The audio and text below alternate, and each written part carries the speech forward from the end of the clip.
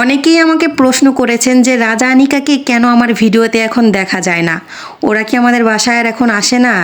আর ওরা এখন কোথায় আছে, কেমন আছে, ওদের সাথে কি এখন আর আমাদের আগের মতো যোগাযোগ নেই? আলাদা করে অনেককেই বলেছি, কিন্তু একসাথে সবাইকে জানানো হয়নি। আসলে অনেকেই হয়তো অধীর আগ্রহে বসে থাকেন যে কখন রাজা আর আনিকাকে একটু দেখতে পাবো। কারণ আমি জানি দেশে এবং দেশের বাহিরে আপনারা যারাই ওদেরকে ভিডিওতে দেখেছেন ওদেরকে অনেক বেশি ভালোবাসেন। আপনারা চান মাঝে মধ্যেই ওদেরকে ভিডিওতে দেখার জন্য। কিন্তু একটা কথাই আছে না, সবাই কিন্তু সবার ভালো চায় না। আর এই ভালো না চাওয়া থেকে অনেক সময় অনেক সম্পর্কই নষ্ট হয়ে যায়। আর আমার ব্যক্তিগতভাবে কারোর সাথে যদি ভালো সম্পর্ক থাকে, আমি কখনোই কোনোদিনও চাইবো না কোনো কারণে তাদের সাথে আমার সম্পর্কটা নষ্ট হোক। সত্যি বলতে রাজা আর আনিকাকে নিয়ে অনেকেই অনেক নেতিবাচক মন্তব্য করেছেন যে আমি কাউকে সাহায্য করছি ওটা কেন দেখিয়ে করতে হবে, আর আশেপাশে তো অনেক অসহায় মানুষ আছে, তাদেরকে সাহায্য না করে কেন ওদেরকেই করতে হবে। এমনও কিছু মানুষের মুখে শুনতে হয়েছে যে শুধু ওদেরকেই দিয়ে যাচ্ছেন, আমাদের কি চোখে পড়ে না? মানে বিষয়টা হচ্ছে ওদেরকে আমি যেভাবে সাহায্য করছি ঠিক ওইভাবে অন্যদেরকেও যেন সাহায্য করি, এটা অনেকেই চায়। আমি আজকে রোজা থেকে বলছি, বিশ্বাস করেন আমি প্রকাশ্যে এবং আড়ালে অনেক মানুষকে সাহায্য করেছি। এমন অনেক মানুষ আছে যাদেরকে সাহায্য করেছি তাদের পরিবারের অনেকেই জানেন না যে তাদেরকে আমি লুকিয়েও অনেক কিছু দিয়েছি। এসব কিছু ক্যামেরাতে দেখানোটা আমি নিজেও পছন্দ করি না। সাহায্য করেছি ওটা আবার দেখানোর কি হলো? কিন্তু রাজা এবং আনিকার চ্যাপ্টারটা টোটালি আলাদা। ওদেরকে আমি দেখিয়েছি শুধুমাত্র একটা কারণে, কারণ প্রথম যেই দিন ওদের ভিডিওতে আমি দেখাই সবাই ওদেরকে দেখার জন্য এত বেশি আকুল ছিল, মানে সবাই বলেছিল যে পরবর্তীতে ওদেরকে নিয়ে আরেকটা ভিডিও করবেন। মানে ওদেরকে সবাই এত বেশি পছন্দ করেছিল, এত ভালোবাসা দিয়েছিল, ওদেরকে দেখতেও সবাই খুব বেশি পছন্দ করতো।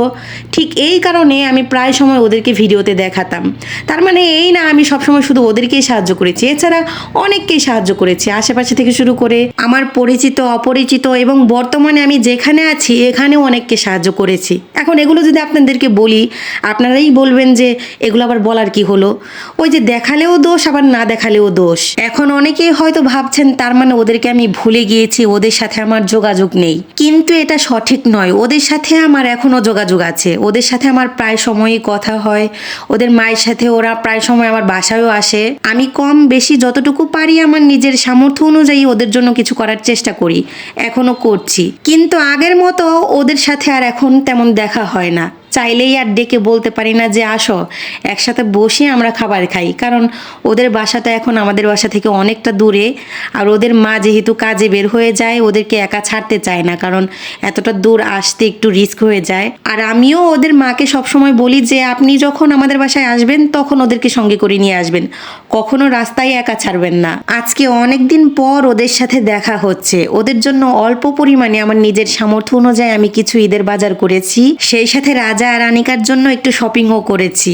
আমার হাতের খাবার যেহেতু ওরা খুব খেতে পছন্দ করতো, ওরকম ভাবে আর রান্না করে খাওয়ানো হয় না। আজকে মানহা পাখিও বিরিয়ানি খাওয়ার জন্য খুব বায়না করছিল, তাই মানহা, রাজা, আনিকা ওদের তিনজনের কথা চিন্তা করে একদম কম ঝাল রেখে, ঝাল দিয়েইনি বলতে গেলে, একটু বিরিয়ানি রান্না করেছি। তো ওটাই এই বক্সে করে নিয়ে যাচ্ছি, ওরা দেখলে খুবই খুশি হবে। ক্যামেরার সামনে সবাই ওদের প্রতি একটা কুনজর দিক, আমি কখনো এটা চাই না। ক্যামেরার আড়ালে ওদের সাথে আমার একটা ভালো সম্পর্ক বজায় থাক, আমি সবসময় এটাই চাই। আপনারা আড়াল থেকে হলেও ওদের জন্য একটু দোয়া রাখবেন, ওরা যেন সবসময় ভালো থাকে, সুস্থ থাকে।